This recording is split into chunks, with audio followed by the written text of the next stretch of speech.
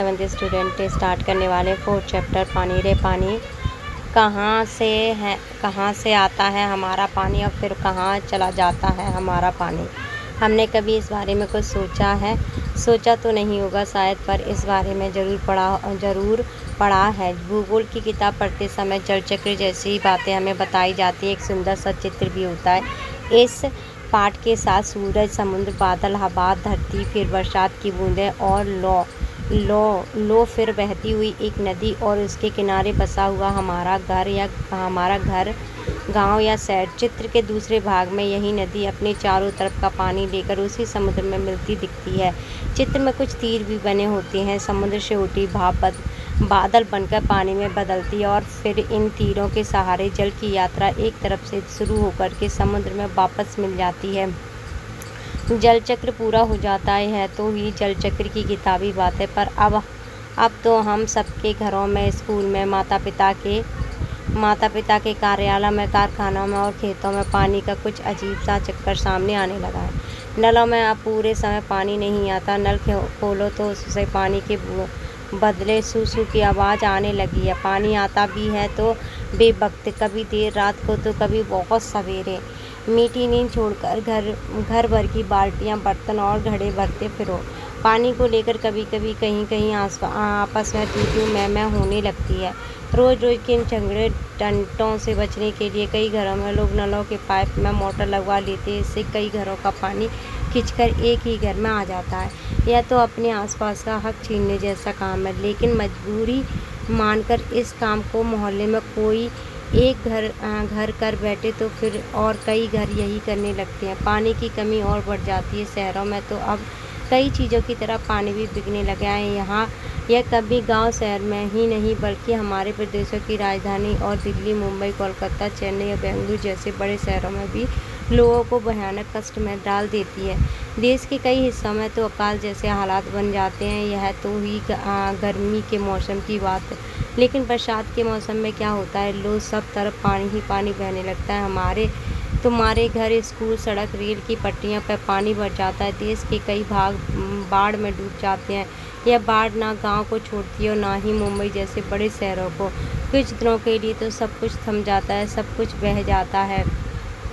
यह हालात बताते हैं कि पानी का बेहद कम हो जाना और पानी का बेहद ज़्यादा हो जाना, यानी अकाल और बाढ़ एक ही सिक्के के दो पहलू हैं। यदि हम इन दोनों को ठीक से समझ सकें और संभाल लें तो कई समस्याओं से छुटकारा मिल सकता है।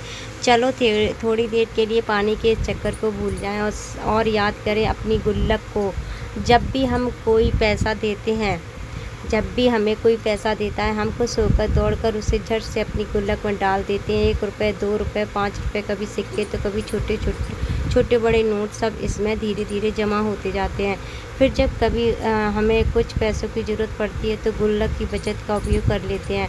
हमारी यह धरती भी इसी तरह की खूब बड़ी गुल्लक है। मिट्टी की बनी इस विशाल गुल्लक में प्राकृतिक वर्षा के मौसम में खूब पानी बरसता है। तब रुपये से भी कई गुना कीमती इस वर्षा को हम इस बड़ी गुल्लक में जमा कर लेना चाहिए। हमारे गांव में, शहर में जो छोटे बड़े तालाब, झील आदि हैं, वे धरती की गुल्लक में पानी भरने का काम करते हैं। इनमें जमा पानी जमीन के नीचे छिपे जल के भंडार में धीरे धीरे रिसकर छनकर जा मिलता है। इससे हमारा भूजल भंडार समृद्ध हो जाता है। पानी का यही खजाना हमें दिखाई नहीं देता, लेकिन इसी खजाने से हम बरसात का मौसम बीत जाने के बाद पूरे साल भर तक उपयोग के लिए घरों में, खेतों में, पाठशाला में पानी निकाल सकते हैं। लेकिन एक दौर ऐसा भी आया जब हम लोग इस छिपे खजाने का महत्व भूल गए। जमीन के लालच में हमने अपने तालाबों को कचरों से पाट-कर भरकर समतल बना दिया। देखते ही देखते इन पर तो कई मकान, कई बाजार, स्टेडियम, सिनेमा घर आदि बड़े हो गए।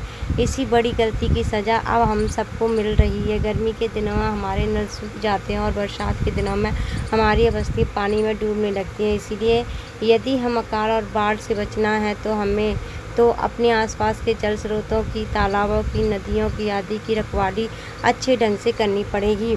जल चक्र हम ठीक से समझते हैं। जब बरसात हो तो उसे थाम लें, अपना भूजल भंडार सुरक्षित रखें, अपनी गुल्लक भरते रहें, तभी हमें ज़रूरत के समय पानी की कोई कमी नहीं आएगी। यदि हमने जल चक्र का ठीक उपयोग नहीं किया तो हम पानी के चक्कर में फंसते चले जाएंगे।